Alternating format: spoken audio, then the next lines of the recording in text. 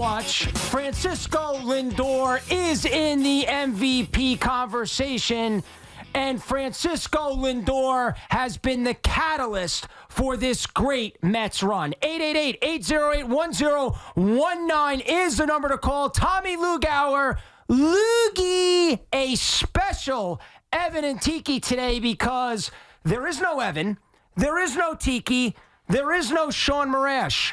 But I do have a very, very special co-host with me today. Special co-host, would you like to say a few words here to the audience?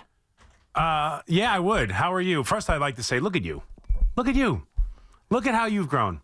Look at how you have just opened your wings and flew since I've been last with you. It's remarkable.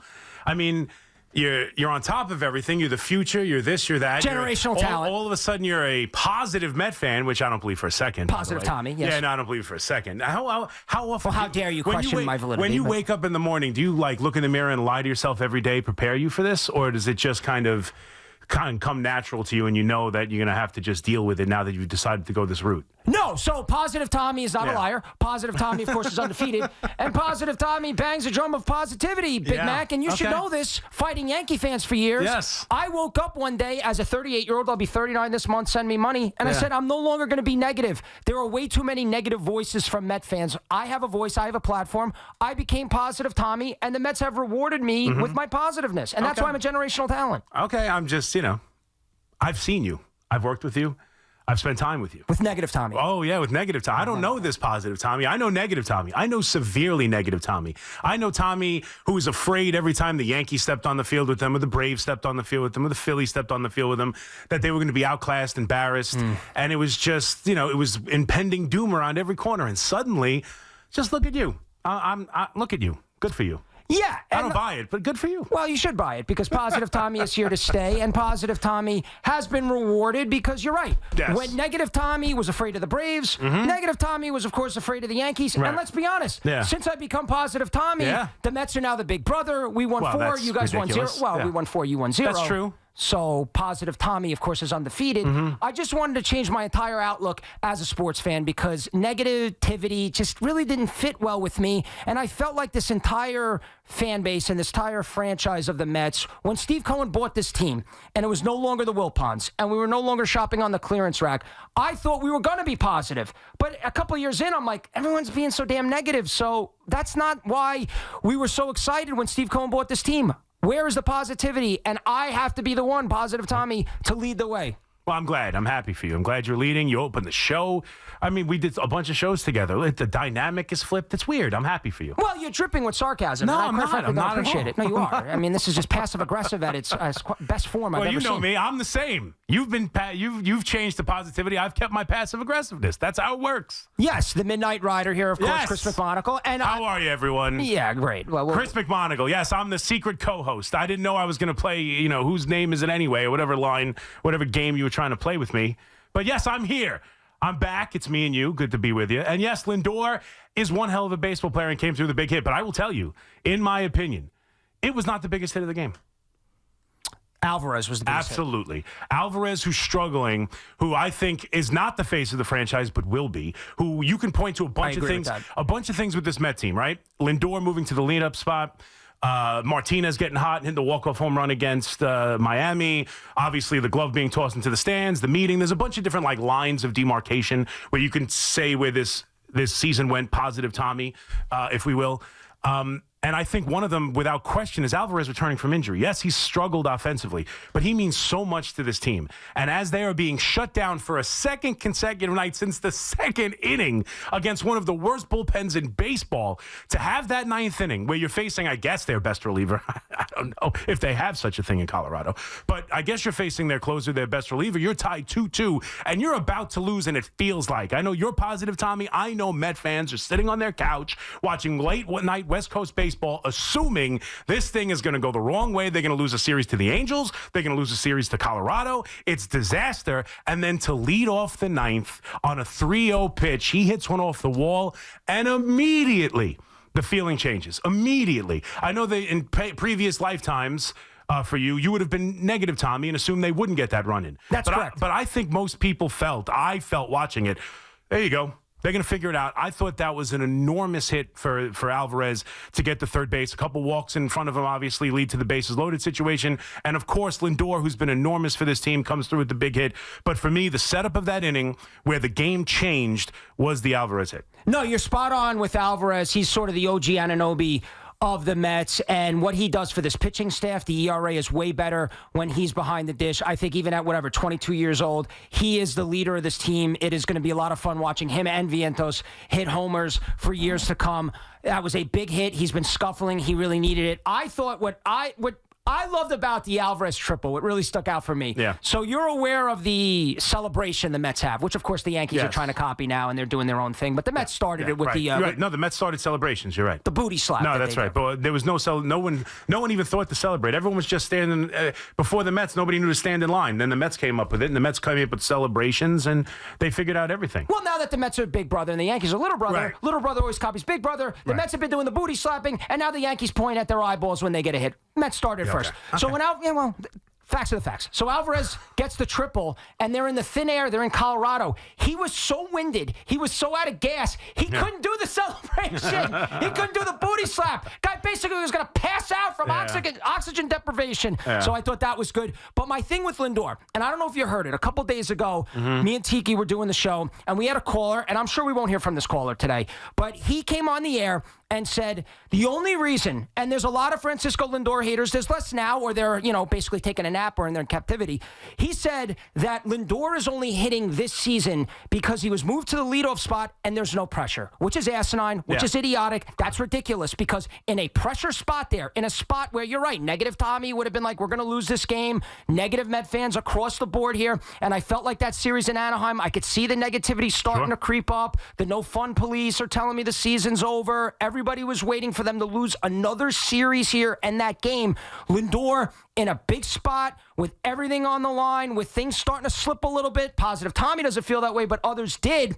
He got the big hit. And what I told the guy, Mac, and I think you would agree with this, Lindor only leads off once in the game. So this idea that there's no pressure on him is asinine. He just leads off once. That's it. So you see it, you saw it there where he came up in a big spot, he delivered. He's their best hitter. He's in the MVP conversation ever since being moved to leadoff. The Mets were the best team in baseball in June. They've gotten themselves back into it when they were 10 games down, and that's why, to me, Francisco Lindor is in the MVP conversation. Yeah, I mean, let's not in the conversation. Sure, he's got no chance to win it, but he's in the conversation. But I don't disagree that you don't even need to preface it with he only leads off once. When did the leadoff hitter lose all pressure? I'm very confused with that. You have to ask the fellow because, it makes no sense because right now the Yankees can't find one.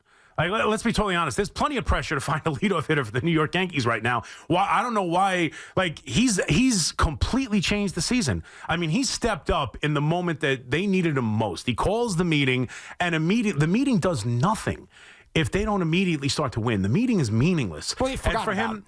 What's that? The meeting would have been forgotten about, for sure. It becomes a footnote. It becomes nothing. He calls the meeting and then immediately starts to rake. No, there's no question about it. When you take into his defense, everything he's meant as much as you could possibly mean to this team. He's not an MVP player, but he's an excellent player, and there's no doubt. The pressure was on him. He called it to himself. He calls that meeting. He starts calling people out.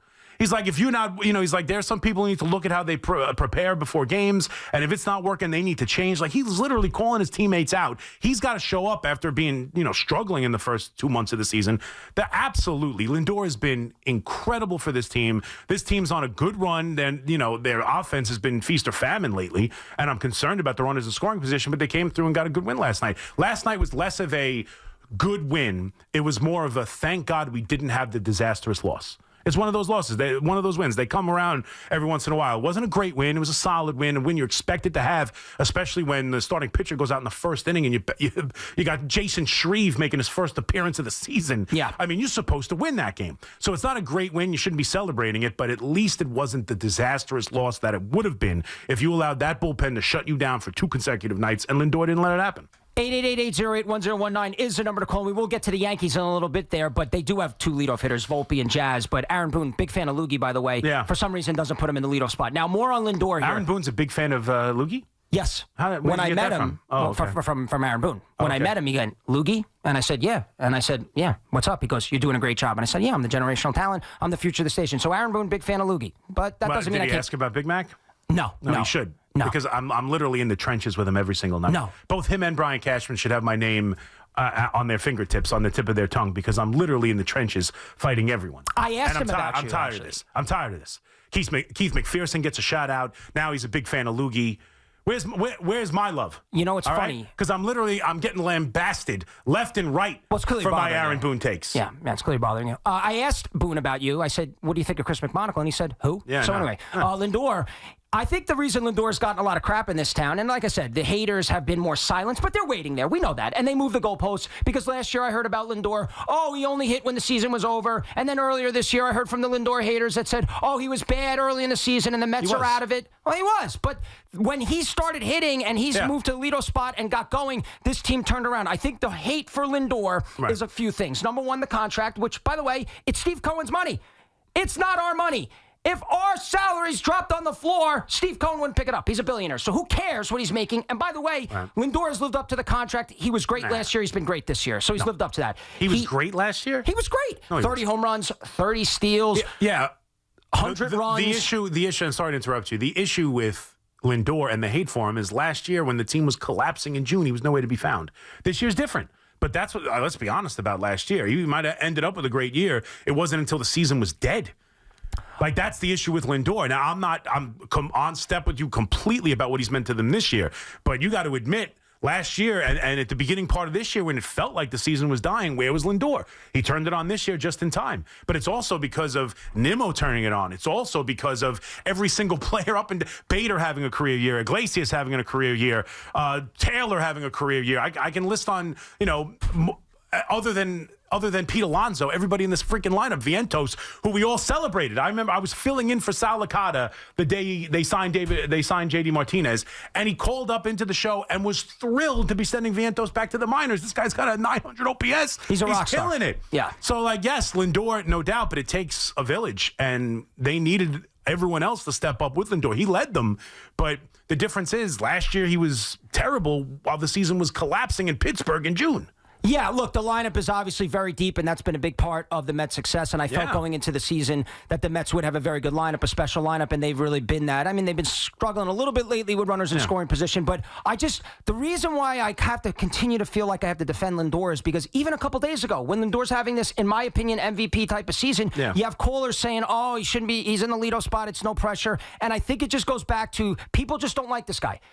This is just my opinion. I think it's the fact that he dyes his hair, his ears are pierced, his glove looks like something I'd wear at the Electric Daisy Carnival. He's not a ball player. He doesn't fit the mold of what people think a baseball player should look like. He smiles a lot. So did Buddy the Elf. Smiling was his favorite. And people just don't like him, Mac. Now, you brought up good baseball points there, and I don't think you're one of those people because you're giving him his credit now. But the guy just continues to get bashed by the Lindor haters, and I think a lot of it has to do with his style, his swagger, his contract, and they just won't give him his flowers, even when he's earned it, and they try to find excuses and move the goalposts on this guy. I don't know about that. I think it has to do with when you trade for this premier player and you pay him, and it's the first move of the Steve Cohen era, and he never gives you a season like he had in Cleveland. Let's be fair. Up until this point, I know last year at Power maybe, or RBIs certainly, were maybe as good as he was in Cleveland, but he hasn't been the same player he was in Cleveland up until this stretch this season. So it's you added a player for that kind of money. He was never as good as he was in his previous stop, and he was struggling while the team was floundering last year, and he couldn't help them. So, I mean,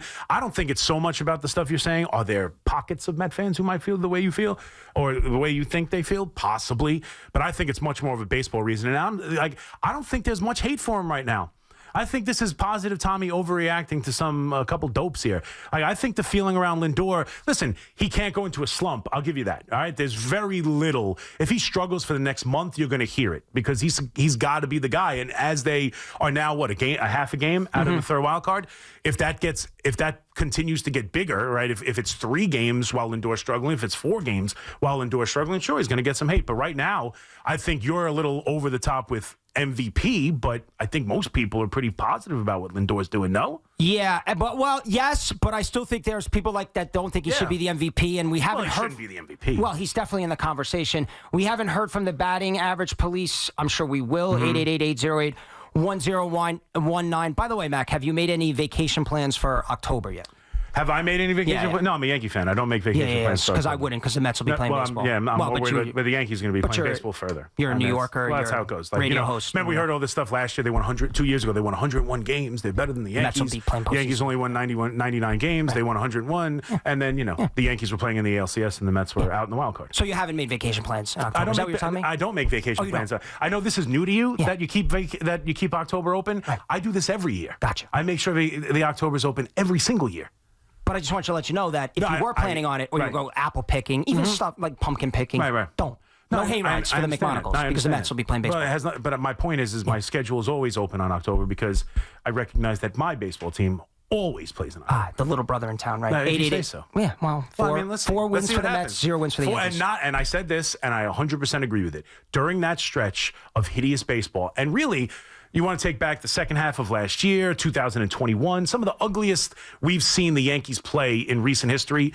Nobody, and I mean nobody, including the Astros, it's in the playoffs, it's a little different, but nobody in the course of the regular season has rubbed their nose in it and made them feel, and made us Yankee fans feel like, my God, we don't belong, like the New York Mets. Okay. That's just true. They absolutely pounded the Yankees in those 4 games. Pounded them. 2 things, and we will get to your calls here. Me and Mac have not done a show in a while, so there's a lot of things we're going to cover. We're going to be all over the place, especially if I'm leading the show. My brain's all over the place. Yeah. 2 things I want you to hit on here, and we will get to your calls here in 1 second. 888-808-1019. I will give you the floor here to defend J.D. Davis batting cleanup.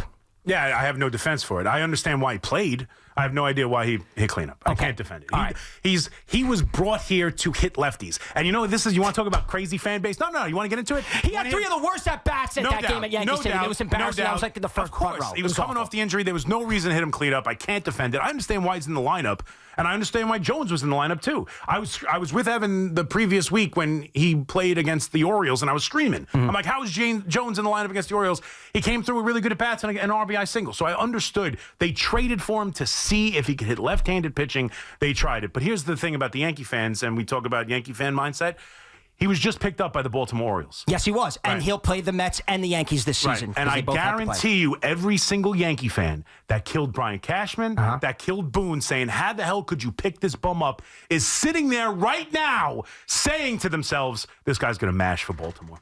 He's going to kill us. He's going to absolutely take fire with Baltimore. That's what every single Yankee fan is thinking. The same dopes who killed Brian Cashman. How would you even pick this guy up? Yep. It's an embarrassment with the New York Yankees. How is he even on the roster? They're all sitting there right now going, Baltimore's smart. This guy's going to kill it for them. No, you're 100% right. All right, that's number 1. Number 2 is this. And I've been dying to talk to you about this because I had a big rant on it after the game. All right, so Game 1 at Yankee Stadium, right? 3rd game of the Subway Series. Yeah. Mets win the game. You alluded to it. We did our show at the Hard Rock. Evan, Tiki, Sean, and myself, we were at the game. Tiki, of course, left in the 5th inning. Even Craig stayed longer than Tiki, but I get it because a lot of people are going to come up to Tiki. You want to do the exit and get out of there early. So we win the game. Dramatic game. Obviously, Aaron Judge, like the rest of us, was watching the Subway Series because he struck out looking a few times there. And Jake Diekman now will be, a trivia question. I'm walking out of Yankee Stadium, and the Yankee bros are there, and everybody's upset, and I wasn't. I was very happy. And you know what I was doing, Big Mac? I was skipping. I was high-fiving other Met fans, and I was singing. Can you skip in those tight jeans? Skipping stuff. Oh, yeah, well, I wasn't wearing jeans, but yeah, you're right. Well, I'm a lean cuisine, so girls would kill for my legs. I have chicken legs. I hear you. So I'm singing a song. They kill for the pants you wear, too. Well, I'm sure. I buy them in the women's section. This is what I would say. I was singing a song. This is why I'm a generational talent. And that's why I'm the future. Yep. I was singing a song by the late, great Frank Sinatra. And I just got to tell you this, man. I don't care. I understand the history of it. You used to play Liza Minnelli. She didn't like it because it was, a loss, and that is, she didn't want to be associated with a loss. When the Mets go in your building and they go into Yankee Stadium and they whoop your ass and you play that song, which should be associated with wins, with World Series wins, that is a disgrace. That is tone deaf. That needs to change. And Yankee fans, I'm here for you. That is a joke. Play something else. Play nothing. Play another song. That is an iconic song that is associated with the Yankees and wins and World Series. When the Mets go in there and become the big brother and beat you, and you got Met fans like me and Evan singing a song while we're leaving, I felt bad and embarrassed for you. Go ahead. Yeah, I mean, listen, I agree with you, but I don't think it's an embarrassment, nor do I really care. Do I really care what song is playing? I feel like Marissa Tomei and My Cousin Vinny. Do I really care what kind of pants the guy who shot me was wearing? Like, I don't. Once I lose, I'm walking out. I really don't care what song is playing. I agree with you. It should be about winning. It should, certainly when they're playing the Mets. You know, you're celebrating New York as the New York Mets just kicked the tar out of the That's Yankees. really my point here. I get it, but it's what they do now. I'm sorry. I can't get hung up on it. I can't. They play Frank Sinatra at the end of every game. That's what they do. I get it. But this is not the Mariners. This is the Mets. I understand that. But it's an experience at Yankee Stadium. You came to the game. You had some fun. You made some memories with the kids. See ya. We play Frank on the way out. It's just what it is. I just think in that spot, you probably shouldn't play. No, I know, but if the Mets did that, really Mac, we would get criticized and they would get ridiculed forever. Well, start winning and you won't get criticized for stuff. Like, honestly, it's the same thing with the Jets. The Jets get criticized for every move they make. You know why? Because they haven't been in the playoffs in 13 years. Do something and people won't criticize. But you got to be fair. It's got to be both ends. You can't just because you're the Yankees not be criticized for doing something dumb like that. Well, I mean, but I don't think it's just what it is. Like, do you honestly think there's any Yankee fan leaving Yankee Stadium going, how the hell are they playing Frank right now? Like, I don't No, care. but I bet you that same Yankee fan is sitting there right now going, man, Loogie's got a real good point. And the next time they do that, like for special situations, if you win, 2 out of 3 and in the third game you lost to Cleveland, they play Frank, I have no problem with that. Mm-hmm. But when the Mets go in there and kick your ass and you got Met fans, taking over the building because you got Yankee fans. Now, I didn't even get to game 2. Game 2, when Yankee fans left early, which I don't have an issue with, but they're halfway home on the Southern State Parkway, and you got Met fans basically the only people there, and they're singing Frank Sinatra. Right. That's a bad look. Yeah. After we sweep the season series, that's a bad look. That's the bad look. You're not seeing the forest through the trees, my friend. They just got their ass kicked by the Mets. I don't care who's singing or what's doing what. I'm embarrassed. I want to get the hell out of there. I don't care what song they're playing. All right. Plays Closing Time by Semisonic. I don't really give a damn what you play. I got to get the hell out of there. We'll get one call in here before we go to break. Let's go to Larry and Wanto. What's up, Larry? What's up, Loogy? What's going on, dude? What's going on? What's up, C-Mac? How we doing, buddy? I got to ask you this. When was the last time you saw an MVP batting 254, 22 home runs, and won't even hit 100 RBIs? Batting average is overrated. It's a statistic that will be gone in 10 years, Larry. It's OPS. It's scoring runs. Tommy, look at all the top 5 guys averaging home runs, RBIs right now. They're all over 300. But it's about scoring runs. What's his average been the last couple months? He got off to such a horrible start. He's been good the last couple. He's been good. So when the Mets have been good and they've been going, hold on, Larry. I'll let you finish. When they have been on this run and they've gotten themselves back into essentially their half a game out of the postseason, his batting average has been high. It was north of 300 for at least a month or so. So when they've been winning, his batting average has been there. I'm not a big batting average guy. I just told you I think it's going to go to the wayside. But his numbers were there when they were making the run. That's why he's so valuable. I get it. You're right, Tommy. And also the numbers now with batting averages, I'm not saying he's got to be batting 300, but he's got to be up at 270. Listen, batting average doesn't really matter all that much. Tommy's not wrong. I don't know if it's going to be gone in 10 years. Thanks, here's the thing, right? Here's the thing. Mookie Betts has been gone for how long, right? Freddie Freeman's been dealing with the unfortunate situation with his son, just terrible stuff. He's going to, he's been back, he's been playing. But Shohei Ohtani leads the league in runs scored, home runs, batting average, slugging, OPS plus, and total bases. Pretty good. He's got 34 home runs, 81 RBIs. He's hitting .302, and his OPS is 1.008. Sorry, Lindor is not the MVP. I said he's in the conversation. I get it, but I mean, you in the conversation. I'm in the conversation to be in the future of the station. Doesn't mean I am. No, I am. No, right. Well, so you say you've put yourself in the conversation. Don't make it true. Yes. This is why I'm the future. Exactly. Even Salicata said it once that I was. Did the he future. really? Yeah, he did. I'm sure he did. It was out of context, there was no and I played all the time. sarcasm to his.